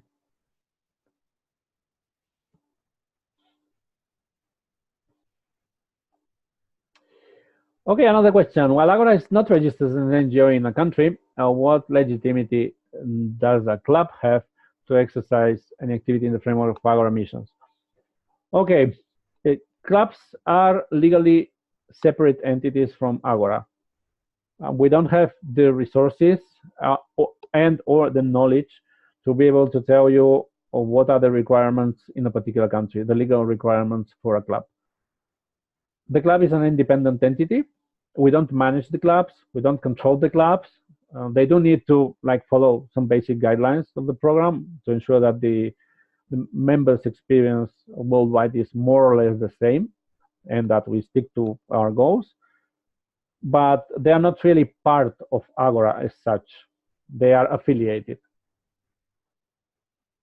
In terms of what's needed legally in each particular country, we don't know, and we cannot give you that advice. That's a legal advice. You should really consult a local lawyer if you want to go down that route.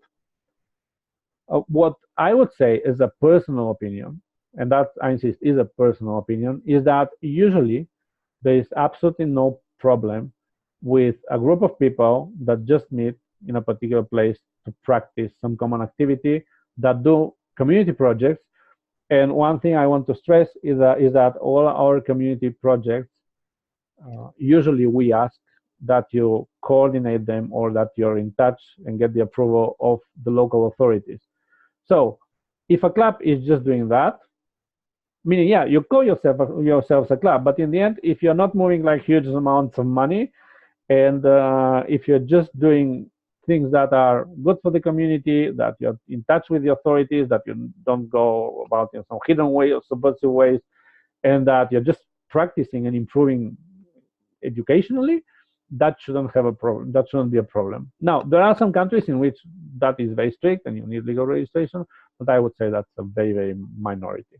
Usually, it doesn't really require. And I would say that 99% of Agora clubs are not registered legally. Meaning because on top of that, legal registration creates a lot of additional chores that need to be addressed, like presenting reports and financial reports, and usually it's a mess. But I insist, that was an opinion. If you really want legal advice, you should consult a local lawyer.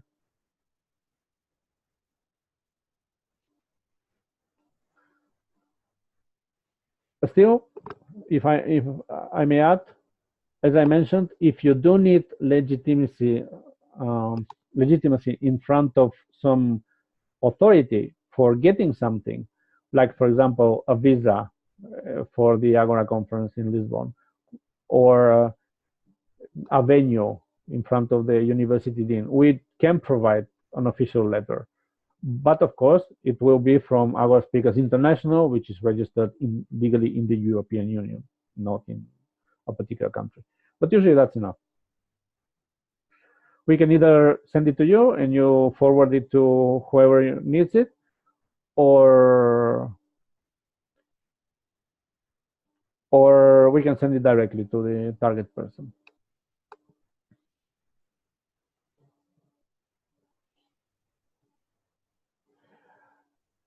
Okay, a question from Oni. In my country, thank you, Emerald. In my country, if you are to operate a non-government organization, you'll need to register it. Meanwhile, if we're not financially buoyant, what can we do? Again, it goes back to what I mentioned. It depends on whether you consider yourself, again, this is not legal advice, whether you consider a club a non-governmental organization or just a group of friends that meet. I really doubt that, for example, if you are a group of friends that regularly go to the movies or that regularly go to play football or that regularly go to play board games in a place, that would need to be registered. So don't jump too quickly to call yourselves or qualify yourselves as a non-governmental organization, because probably a club does not meet the requirements for actually being a non-governmental organization. It's just a practice group of people. Now, having said that, if the country is super strict and doesn't allow gatherings of people for whatever reason, or periodic gatherings of the same people for whatever reason without registration, I'm afraid we cannot help there. I mean, we can help in terms of official support, providing letters, providing our bylaws so that, I don't know, the authorities can see what we're about, that we're educational, that we don't have a particular agenda, that we're not funded by, I don't know, some institution trying to instigate a change in the way the country works. That's not Agora. But in terms of finances, I'm afraid we cannot provide that. We cannot provide any financial help, unfortunately. At this point of time, since we are a young foundation and since we are not charging and we intend to keep it that way, we intend to continue not charging members or clubs that are open to everyone.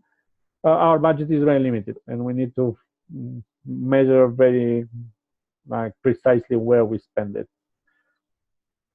This doesn't mean that in the future we may reevaluate that, especially for some countries. But at this point of time, we cannot provide any kind of financial support.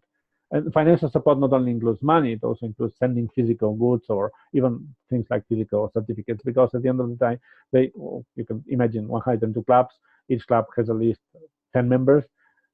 That would be quite a cost for us.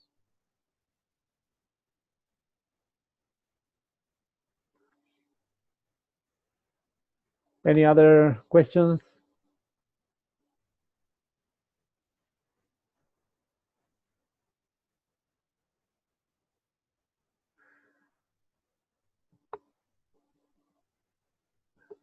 Okay, so it seems there are no more questions. In any case, feel free to ping us on email or any of the communications channels, or usually in the group and in the chat, I'm available almost all the time.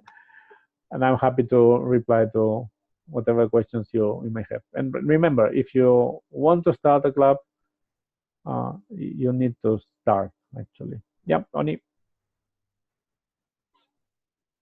You can unmute yourself and just ask it. No need to type it.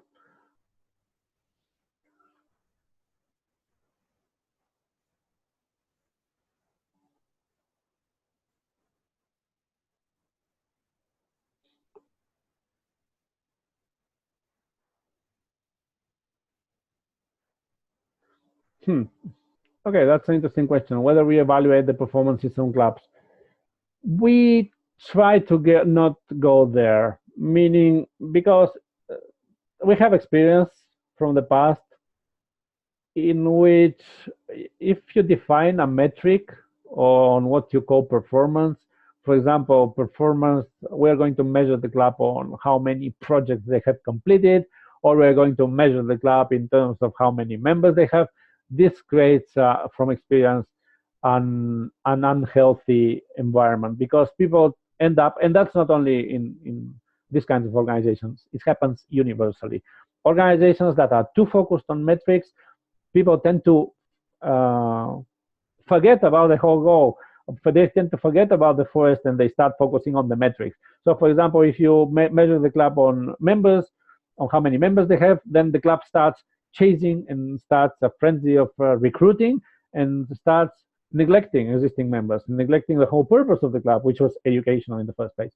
We only do, well, I wouldn't go evaluate the performance, but we do try to check regularly, uh, not like auditing, but we do insist that all clubs more or less follow the general guidelines of Agora.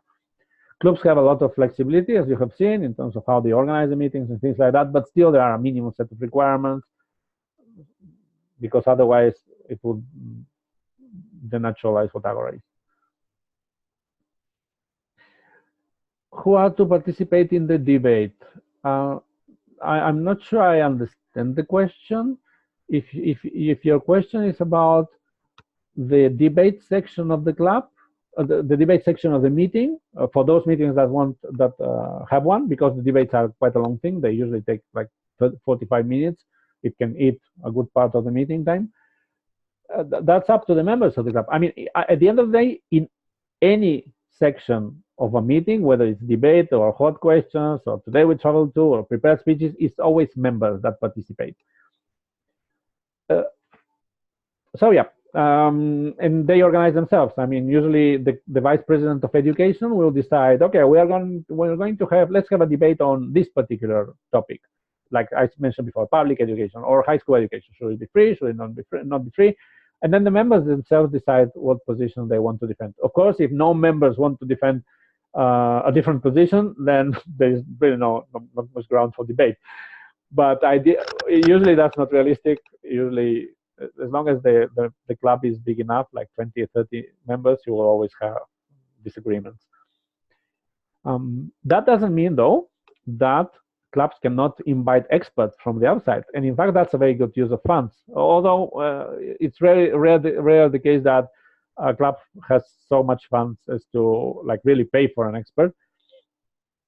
But usually experts like trainers in public speaking, in storytelling, they are quite willing to spend time with non-profits to train them and to share their expertise on a one-time basis. Of course, it's not like a recurrent activity, but it's perfectly fine if your club manages to invite outside people for training, paying them or without paying them. That's up to you.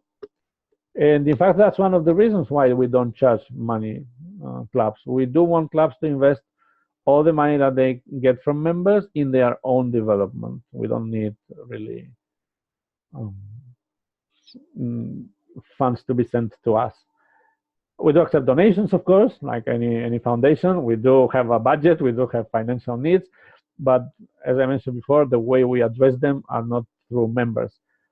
In exchange, we do want, as I explained before, for all clubs to be registered and for everyone to follow the Agora guidelines, so that when we ask for state grants or when we ask for donations, we can prove the people we are addressing that, listen, we are doing this job. A lot of people are enjoying it. A lot of people are learning. So please basically give us more funding to go ahead. So is there any educational materials from Agora to be used by the club? Yes. I mean, the whole educational program is available online. And if you're referring to things other than educational materials, you also have the templates that I mentioned for stationery, for brochures. So yeah, definitely. I mean, we provide all of that. And not only we provide all that, we're constantly improving it.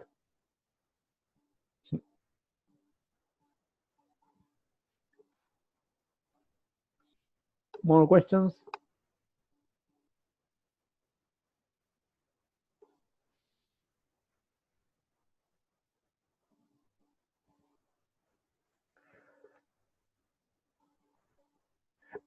By the way, I'm waiting to make sure that there are no more questions. One thing I need to insist again on is that Agora is something that all of us build, so that we cannot know all the local circumstances of a club, or all the local aspects of training something, or especially in terms of community service projects. We cannot know that. So we are more than happy if you send us your suggestions or your criticism or your feedback on the educational materials. Like, listen, this doesn't work in my country, or this doesn't work in my city, or we're not a culture in where this kind of approach would work. We are more than happy. In fact, the whole Agora youth program started because of a suggestion from Jorge Diaz, who is the ambassador of Agora to Portugal. And then he was joined by many other people. And that's how it all started. So by all means, please do give us our feedback in terms of anything. Remember that we're not perfect either. And for example, one person that arrived to the youth program, Fred Jones from Canada, he's now one of the co-leaders, and he's doing a great amount of work in terms of that. And they're developing that program completely autonomously. The approach that I suggested to clubs: start, make mistakes, learn from them, and iterate, is the same approach we're using as a foundation. We don't have everything perfect. We don't have an online portal yet after 2 years. The materials are, well, some of them are lackluster. We strive to improve them, but as I mentioned, you need to start at some point. As for the question I'm seeing about the recorded lecture, I'm going to share it right after today, after the second meeting. Just from a cunning strategic perspective, I'm not going to share it immediately, because then the people that are in the second English session, they may decide not to show up, and that will be quite unpleasant. So probably tomorrow you will have it. You will have both the slides and the recorded video, and I'll post a message on our international group, and it will be on our YouTube channel as well.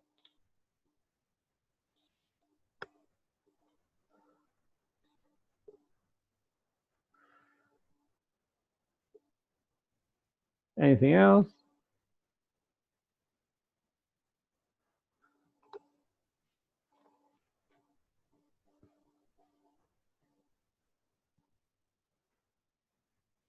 Okay, then that's it. Thank you again, everyone, for being here. Thank you for your interest in Agora. And I hope this encourages you and motivates you to get a club started.